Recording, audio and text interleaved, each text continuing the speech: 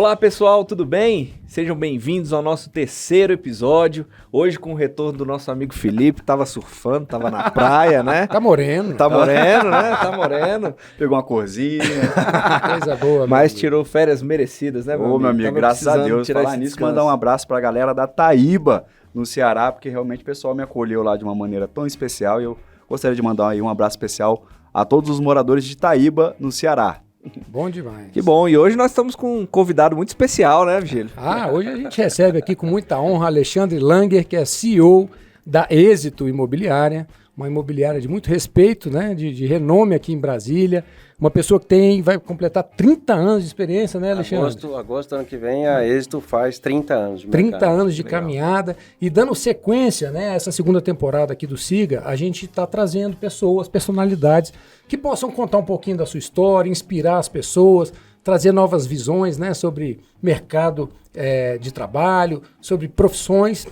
E o Alexandre, eu acho que vai poder brindar a gente com essa experiência longa, né, de muitos anos, de muito respeito e de muito sucesso. Então, Alexandre, seja muito bem-vindo aqui ao Siga Direito. Obrigado, Virgílio. Obrigado, Felipe. Prazer te conhecer. Prazer, João, Felipe. que a gente está sempre lá no cartório. Para mim é uma honra, foi um convite surpresa, fiquei muito orgulhoso do convite. E assim, eu sou seguidor do Siga Direito, né? E é literalmente direito, fazendo da forma correta, que está transformando isso tudo, né? Que bom, meu amigo. Seja muito bem-vindo. Obrigado. Alexandre, então, dando início aqui mais ou menos ao que o Virgílio colocou pra gente, o que te fez, na verdade, seguir a carreira de corretor de imóveis? O que te fez entrar no mercado imobiliário? Brincando um pouquinho, Felipe, olha só. Eu, quando era criança, queria ser corretor de imóveis, que é uma tremenda mentira. Porque ninguém quer ser corretor de imóveis no seu sonho. A verdade é essa. Todo mundo quer ser astronauta, piloto de Fórmula 1, Verdade, mas verdade. dificilmente será corretor de imóveis. Tá? Verdade. A vida me levou. Eu fui escrevente no Rio Grande do Sul, tá? Trabalhei em uma prefeitura no interior do Rio Grande do Sul na área imobiliária, de loteamentos, a questão fiscal, e a vida foi me levando a isso. Eu fiz engenharia mecânica na PUC, do Rio Grande do Sul, e a vida foi me levando. Trabalhei aqui na Combral, que é perto daqui do estúdio, onde a gente está, entendeu? E aí fui na gerência comercial de lá, e aí fui me descobrindo, entrei para a Encol, e aí fui construindo uma carreira dentro desse mercado. Ah, entendi. É como se o mercado, na verdade, o mercado imobiliário é que escolheu você, na verdade, né? Te abraçou e falou assim, Praticamente precisamos isso. de você aqui para Você poder... trabalhou na Encol. Trabalhei na Encol, fui Você vê, corretor a da Encol, Encol. para quem não conhece, foi a maior construtora do país, né? Era sediada em Goiânia, não é isso? Tinha inúmeros empreendimentos e acabou com um caso fatídico, né? Ela faliu e muitos empreendimentos ficaram por terminar. Acabou que as pessoas tiveram que montar Associações de moradores. terminar esse tipo de exatamente. Eu coisa. acho que a né? Encol ela tem um legado, lógico, tem a questão negativa, que deixou muita gente com problema para ser resolvida e ainda estão resolvendo, mas também deixou uma escola positiva. Tá? Na área da construção civil, o processo construtivo, ela mexeu muito no processo construtivo, no processo produtivo até a construção e na questão também de mercado imobiliário. Ela tinha uma formação de corretor que até aquela época não se tinha visto ainda. Então essa construção do corretor, a Encol trabalhava muito na Atuava formação muito de na corretores. vanguarda, então, dessas questões. Era muito interessante, era um trabalho muito bem feito. A Encol teve profissionais muito competentes e muito inovadores para a época. Sem dúvida. Desculpa, Não, vai lá, Alexandre, legal você falar isso sobre a formação dos corretores, né? Nós que trabalhamos nós quatro trabalhamos praticamente com os mesmos profissionais envolvidos, você na área comercial, na parte dos corretores de imóveis, nós na área do cartório, na finalização da transação que vocês realizam, a gente observa muito essa necessidade de instrução realmente na área dos corretores, nesse nicho profissional, né? Então, assim, lá na Êxito, por exemplo, vocês têm uma busca por essa educação dos corretores, esse olhar, né, de trazer a instrução. Você, antes da gente começar a gravação, você estava falando que lá vocês têm uma biblioteca, por exemplo. Né? A gente tem uma biblioteca compartilhada, não só para os funcionários, para colaboradores da Êxito ou para corretores da Êxito, mas ela é aberta, inclusive, para outros corretores, enfim, amigos. O livro está lá para ser... O conhecimento é para ser compartilhado. Legal. Então, eu acho que a pegada é essa. Então, a experiência, por exemplo, você me perguntou como é que a gente faz a formação. Eu estou com 32 anos ligado ao mercado imobiliário. Então, todo dia é uma troca. E é literalmente uma troca. João, vocês também que trabalham com a parte de educação, tá? Você sabe que a gente muitas vezes sai de uma aula aprendendo muito mais do que ensinando. É verdade. Porque a pessoa que a gente está ensinando, ela instiga a gente sempre a buscar mais e mais conhecimento para sair distribuindo. Então isso é muito legal. A gente tem isso na Êxito, assim, com muita presença. Me fala um pouquinho da sua história ainda. Você disse que trabalhou na Encol. Na Encol você já era corretor. Você vai falar a minha idade mesmo? Né? A gente prometeu, viu? Era corretor sênior. Era o mais antigo da casa. Que é isso, meu amigo? Mas você já trabalhava com corretagem na Encol? Eu entrei, logo eu praticamente formei corretor dentro da Encol. Tá? Logo que eu entrei, isso foi lá em 92, tá? Tinha passado pela Combral, pela parte comercial, e aí fui para a Encol. A Encol naquela época tinha permuta, era linha telefônica por apartamento, era uma loucura, era literalmente escambo. Na época, talvez os nossos ouvintes não lembrem muito, mas assim, não tinha financiamento imobiliário com a facilidade que a gente tem hoje. Eu ouvi a casos economia até era outra. com dólar, né? As pessoas usavam dólar assim demais, né? Eu fiz troca de apartamento por calça jeans. Aí. Mentira, não é possível. 36 Multiplus na Asa Sul, na 913 Sul, trocamos por calça jeans, que era o uniforme de obra dos funcionários da Encol. Olha aí. Que é isso? Interessante. Então, assim, você vê que a dinâmica, o mercado ele se ajeita, cara. É impressionante, e o brasileiro tem isso de fantástico. Ele busca a solução, ele desenvolve a solução, ele troca por tapioca, que você que estava no Ceará, É verdade. mas ele faz acontecer. Isso se fez no mercado. A gente não tinha crédito, a gente precisava gerar riqueza. Então, era no escambo mesmo. E naquela época, né, os contratos de financiamento, quando você conseguia, eles eram infindáveis. Você pagava durante 20, 25 anos, quando você olhar o saldo devedor, ele estava maior Fundo do de que quando compensação você da variação salarial. Não é verdade? Era uma loucura. Quitar um apartamento era impossível. Era impossível. Era impossível. Você alugava o seu próprio apartamento para você. Exatamente. Você vivia, na verdade, era um aluguel, porque você aluguel. não conseguia quitar, né?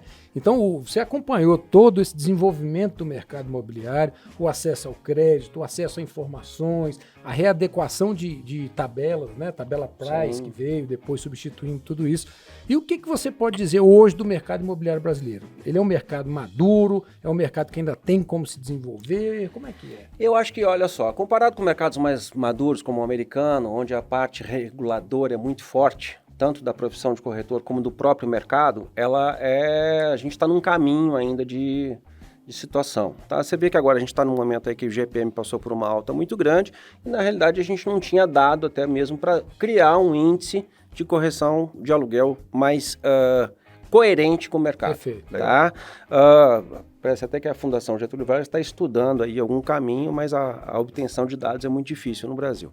Tá? Mas o que eu vejo? A gente está num caminho de crescente. Tá? O mercado, você vê, o mercado de incorporação evoluiu absurdamente. Tá? Olhando para o corretor, especificamente, o nível da corretagem melhorou muito. Temos muito a avançar, tá? A questão de formação, mas é uma questão muito regulatória da profissão também. Isso aí nós temos que evoluir bastante, porque, na realidade, a gente não é nem a questão profissional pelo um conselho ou por nada, é como a comunidade nos enxerga. Aí é que está o valor do profissional. Muito bem colocado. Entendeu? Então, essa forma é que a gente está sendo revisto. Hoje você consegue distinguir bastante, você já consegue separar bastante, mas ainda tem bastante para evoluir. Então, a carreira de corretor de imóveis, ela não é prioritária na escolha das pessoas, né? E a que se deve isso, meu amigo? E apesar de bem remunerada, né, Vitor? Exatamente. É muito bem colocado, João. Olha só, eu agradeço muito a minha carreira. Muito. Mas na realidade é o seguinte, eu acho que tem a ver com a postura. E isso que a gente estava falando agora está mudando. Hoje você já começa a ver pessoas se formando, já jovens, para ser corretores. O mercado está bastante jovem. Você vê as mídias sociais com muita força, com muita penetração. Então você já vê gente falando, discutindo, participando. Você vê coaching, você vê abordagem legal, você vê abordagem de arquitetura, de design. Então, isso está mudando, tá, Virgílio? Mas assim, por que não é prioritário? Vou te explicar. Valor. A comunidade ainda não dá valor para o profissional. E se não enxerga valor, não tem desejo. Entendi. E é interessante, né? Porque ao mesmo tempo em que não dá valor, é uma excelente oportunidade para quem quer ingressar na carreira. Porque você tem um mercado escancarado, bilionário, né? Que a gente bilionário. até falou na chamada do curso, que a gente vai lançar em breve. A gente já falou aqui no primeiro episódio da segunda temporada. Nós estamos finalizando a edição de um curso preparatório que vai realmente ensinar os segredos da compra e venda de imóveis com relação à documentação, todos os meandros daquela atividade que é tão importante, que a gente estava conversando antes, que é o sonho da vida das pessoas, adquirir um imóvel e tal. Então, cuidar da documentação é fundamental, né?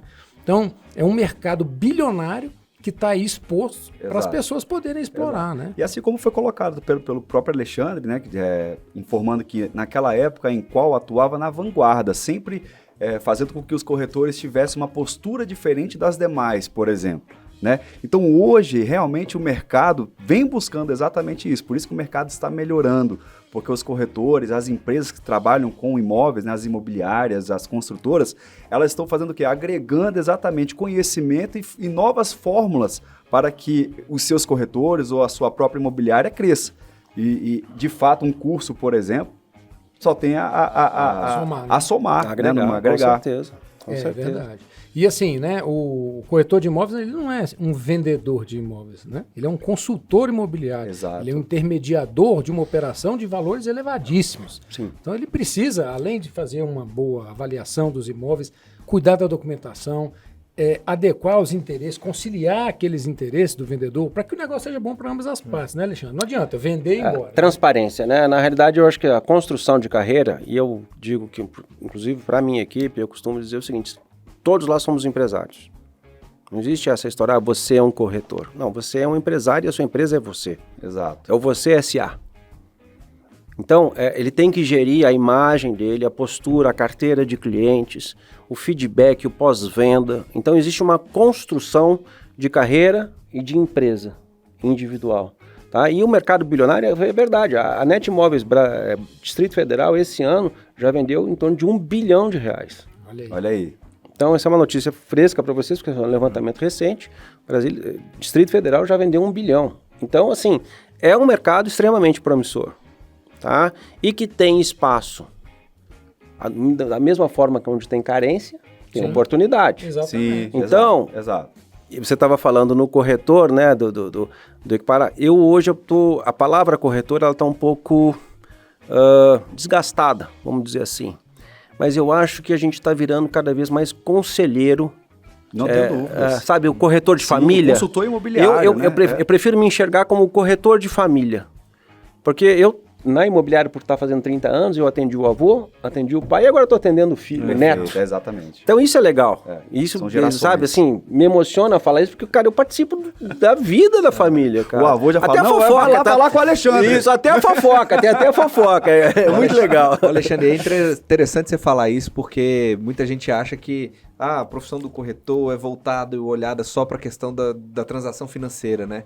E não é, né? Muitas das vezes, principalmente quando você está tratando de imóveis para residência, para moradia das famílias, você está tratando de um sonho, você está tratando de um projeto, né, daquelas famílias. Sim. Então, ter essa relação direta com a família, seja do avô até o neto, isso é muito, muito legal, esse olhar, né? Sim, e é o que você falou, eu acho que cada dia que passa, a gente vem observando os corretores de imóveis mais vinculados a isso. Assim, cuidando de vidas, cuidando de família, dos projetos, exatamente, né? Você colocou. Eu não vendo imóvel.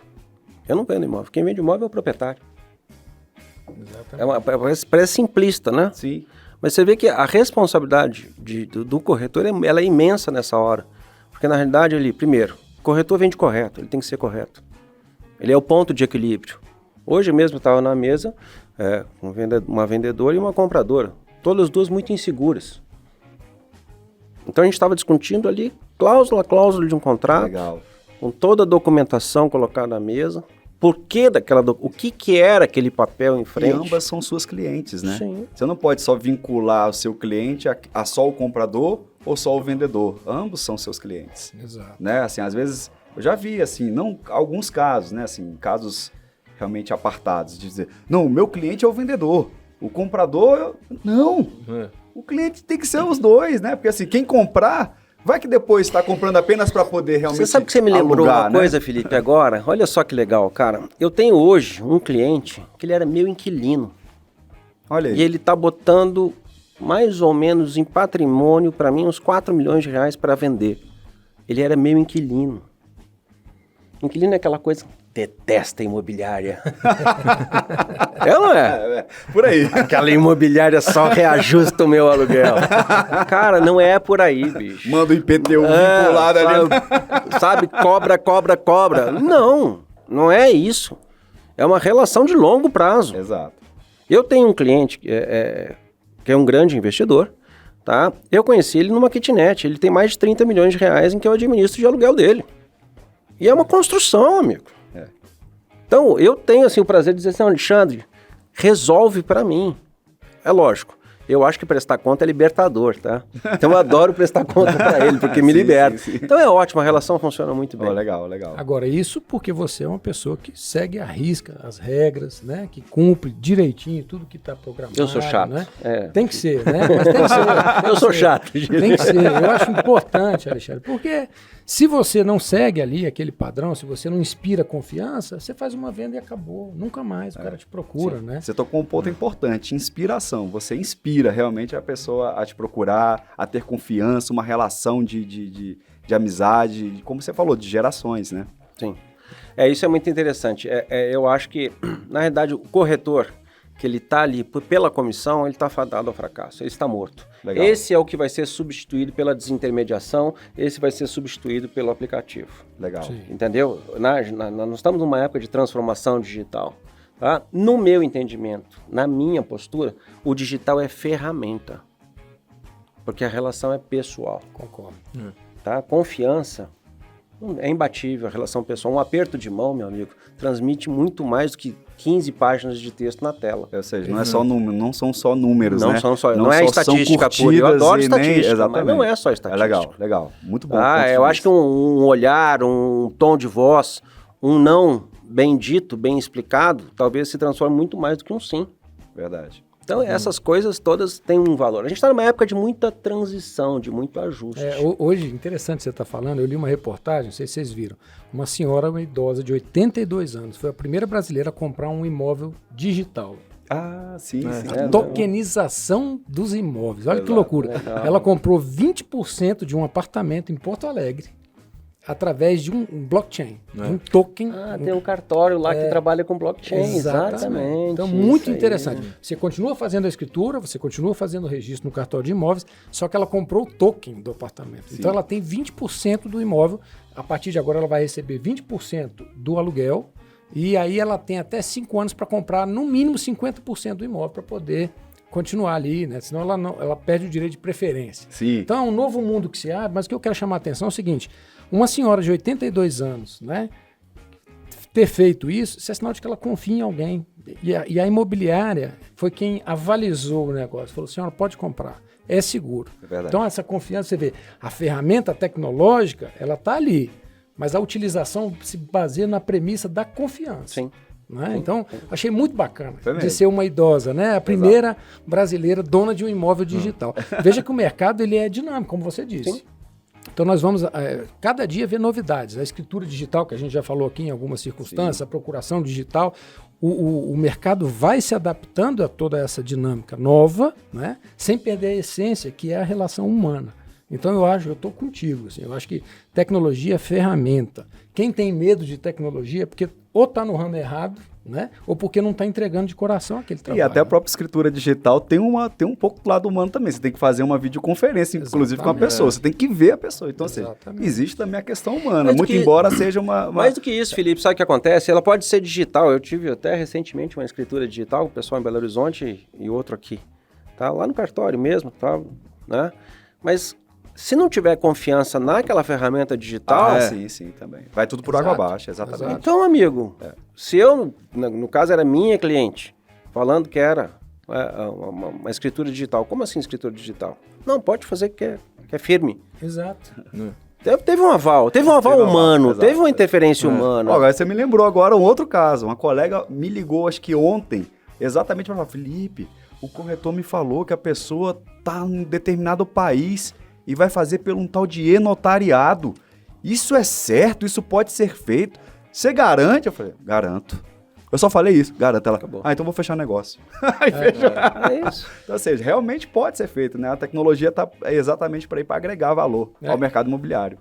A confiança nessa hora é tudo, né? Eu lembro que um corretor me procurou dizendo o seguinte: Virgílio, tem um americano aqui que está comprando uma casa no Parkway, que é um bairro aqui de Brasília, né, de casas, só que ainda não tinha o Habite averbado na matrícula. Então ele falava assim, não, eu tô comprando, o americano, eu tô comprando uma casa, mas a casa não aparece na certidão do cartório, como é isso aqui? E aí esse corretor pediu para mim assim, Virgílio, você pode explicar para ele, né, o que é correto, que a gente vai averbar o Habite posteriormente à escritura e tal? Eu disse, sim, perfeitamente. O americano entrou na minha sala, a gente começou a conversar, eu expliquei para ele, primeiro, qual era a função do cartório no Brasil, porque nos Estados Unidos é diferente, um pouquinho sistemática e tal, e disse a ele que ficasse tranquilo, que a documentação estava ok, né, mas que ele precisava aguardar, então fazia a escritura agora e aguardar a averbação daquele habite para que a casa passasse a constar da certidão, né. E aí, na hora que eu terminei de explicar, ele falou, não, agora eu vou fazer. Então, a confiança é realmente o alicerce de tudo, né, então, o elemento humano, a saber que aquela pessoa está ali de forma desinteressada, avalizando aquela operação. E você ter a sabedoria de explicar isso para a parte. Porque você também demonstrar essa confiança para a parte é importante. Exato. Uma vez que você... Não, peraí. Aí o negócio cai por terra. Gaguejou. Né? Gaguejou, cai por terra. Cai por terra. Então é importante realmente a gente buscar conhecimento, tá antenado ali justamente para não dar a construção da autoridade. Exato. É o que eu costumo dizer. Um corretor, ele tem que construir a autoridade também. Porque não é só abrir uma porta. O corretor que abre porta, esse é o que eu falei, tá morto. Logo a gente vai estar com aquelas fechaduras americanas, com código. Acabou. Ele vai entrar, tá desocupado. Verdade. Entendeu? Vai ter uma câmera lá, vai ter um Wi-Fi, vai estar resolvido? Não. A construção de autoridade não vai além. Por que a gente faz selo de documentação? Por que a gente tira ônus na captação do imóvel? Por que a gente já faz rastreamento de problemas antecipado? Legal. Entendeu? Para ganhar velocidade, para dar confiabilidade ao processo inteiro. E a palavra processo, que era uma palavra da engenharia, ela está no cotidiano de venda hoje, está no cotidiano do comercial hoje. Então, essa construção de autoridade... ela vem desde a recepção hoje em dia, até o fechamento do negócio, até o cartório. A gente tem esse convívio e vê isso lá. Porque eles olham pra gente, por que você está fechando nesse cartório? Porque esse cartório é o cartório que eu opero há 30 anos. Olha aí. Pronto. É interessante, é a hora que o corretor avaliza o cartório, olha que né? Chega a ser... Você falou, eu estou acostumado a fazer naquele outro bairro e não estou fazendo nele. Por que eu estou fazendo nesse? Não, porque aqui a gente é bem atendido, é transparente e tal, assim. Tem um relacionamento, aqui tá tudo aberto. Autoridade. Sim. Entendeu? Então, essa construção é interessante. Ô Alexandre, eu achei legal que você acabou de falar sobre a questão, por exemplo, documental, de você se preocupar com os documentos na hora que você faz a captação do imóvel, né? E esse vídeo com certeza será assistido por vários corretores e isso é algo que a gente bate diariamente nesse assunto e nessa tecla, né? Porque já perdemos as contas de quantos corretores gastaram horas mostrando o imóvel, anunciando, gastando dinheiro, gastando gasolina, encontraram um comprador, né, daquele imóvel e no momento de se assinar a escritura, verifica ali que tem uma ação judicial que o corretor não sabia porque não tirou a certidão e não avisou o comprador e por ali morre o negócio e a coisa para. Então esse cuidado, né, com o processo que você disse é muito importante para se concretizar realmente a venda, né, se realizar a venda. Né? Você sabe que eu tenho uma história interessante, João. Eu tenho lá na imobiliária, a Êxito, tem lá documentação com êxito. É um selinho legal. Com aquele joinha do tipo do Facebook. Legal. E a gente publica aquilo nos portais, documentação com êxito. Documentação pronta para escritura.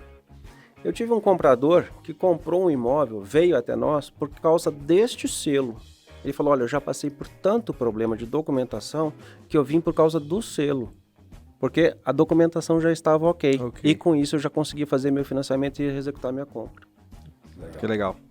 E são poucos, viu? Os profissionais que cuidam tão bem dessa parte documental, exato, né? E tão importante que ela é. É o que você falou, o cara o comprador veio até mim, o cliente veio até mim porque ele já sabia que estava pronto para fazer um financiamento. E às vezes a documentação vai impedir mesmo que saia a concretização do negócio. Mas é porque né? é um assunto complexo, né, João? Assim, analisar a documentação da compra e venda não é dúvida. brincadeira, né? Tem muitas... Eu acho que tem um sentimento de negação, não tem, Virgílio? Né? Já que eu não entendo, eu não vou pedir. Tem chance. E por isso você tem que fazer, por isso que você tem que educar. Exato. E Por é isso por que isso você que a tem gente que preparou evoluir. o curso, Alexandre. Porque esse Exatamente. curso vai destrinchar. A gente vai pegar ali da promessa de compra e venda até o registro da escritura pública definitiva. Tratando de todos os detalhes, de todo onde é que eu consigo a documentação tal, o que significa isso, o que é imóvel hipotecado, o que é alienação fiduciária em garantia. O que é evicção? Exato, o que é evicção, o que é arrolamento administrativo da Receita Federal. São termos espinhosos para quem vê e não estudou, mas que a gente procurou destrinchar no curso. Então, assim, com uma linguagem bem simples, né, bem didática, a gente quer passar esse conhecimento, porque isso evita um problemaço. Imagina o comprador que já deu um sinal na promessa de compra e venda, na hora de fazer a escritura, tem um processo lá, ele não sabia desse processo, eu desisto do negócio. A briga, quem Quem é que vai pagar? ficar? Exatamente. As arras, né? Quem Sim. vai ser punido, né? O comprador que não tinha visto o processo ou o vendedor que responde ao processo. Então são detalhes que fazem toda a diferença. Então, na nossa visão, e a nossa intenção, a intenção desse canal é exatamente disseminar conhecimento, né? Para todo mundo, porque é um conhecimento que todo mundo tem que ter. Porque todo mundo em algum momento vai comprar ou vender ou receber um imóvel de herança, né? Não precisa ser da área. Pode ser um corretor? Pode ser um advogado? Pode. Mas pode ser também uma pessoa tranquila, de outro ramo, um médico, um arquiteto, não interessa, né? A gente precisa conhecer um pouquinho, porque conhecimento liberta. E a gente, com esse conhecimento, evita um monte de problema. Né? Exato. Essa transformação eu acho muito interessante. É que eu te falei, a gente estava falando da época da Encol, o saudosismo da Encol, né? Mas assim, a transformação ela se dá pelo conhecimento, não tenha dúvida, tá? Voltando ao astronauta lá no início da nossa conversa, eu não trocava o astronauta hoje pela minha carreira. Tá vendo? É legal, sabe por quê? Legal. Porque assim, eu vejo hoje o tanto que é o impacto na vida das pessoas. Sabe, elas realizam um sonho, eu sou a ferramenta de construção desse sonho. Bacana. Eu sou a ferramenta de realização desse sonho. Por intermédio do quê? Da minha autoridade, do meu conhecimento, do meu encaminhamento. Eu sou um viabilizador de sonhos, então. O sonho é dele. Eu sou o viabilizador, eu sou a ferramenta. Tá ótimo para mim. Eu sou bem remunerado, eu gosto, tomo uísque caro.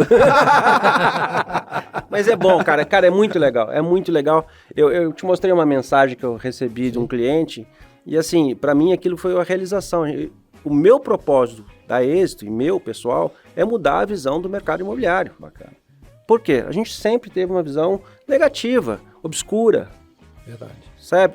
E essa transformação da visão da comunidade sobre o mercado imobiliário, ela tem que acontecer. O mercado imobiliário é muito rico, muito sério. A gente lida com patrimônio, muitas vezes, de uma vida inteira. Sim. Sabe, eu tenho uma cliente que mora no interior de São Paulo e o aluguel dela paga o plano de saúde dela. Olha a importância desse aluguelzinho. O aluguel não é tão grande, Mas paga o plano mas de saúde. paga o plano de saúde dela. Então eu tenho hoje uma responsabilidade com ela gigantesca. Exato.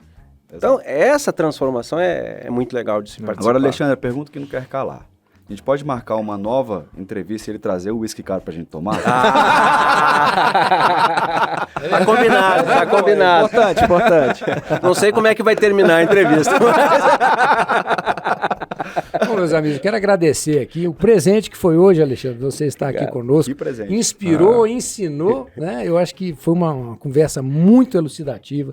As pessoas vão adorar ouvir um pouquinho do que Com você tem toda para falar. Parabéns pela sua postura como profissional. Obrigado. A gente já conhecia, né, sua reputação, mas foi muito bom ouvir um pouquinho do cuidado que você tem com seus clientes, com documentação, essa questão da êxito, né, ter toda essa cautela, essa visão do ser humano. Isso aí para nós é realmente maravilhoso, né? E é saber que o mercado imobiliário, pelo menos brasileiro, está em boas mãos. Com certeza. Né? Isso então aí. a Êxito Imóveis, né, que faz parte da NET Imóveis, que é uma grande rede, né, de imobiliárias aqui em Brasília, está de parabéns na pessoa do seu presidente e a gente agradece demais. Eu não sou mais presidente, eu só fui fundador. Agora CEO.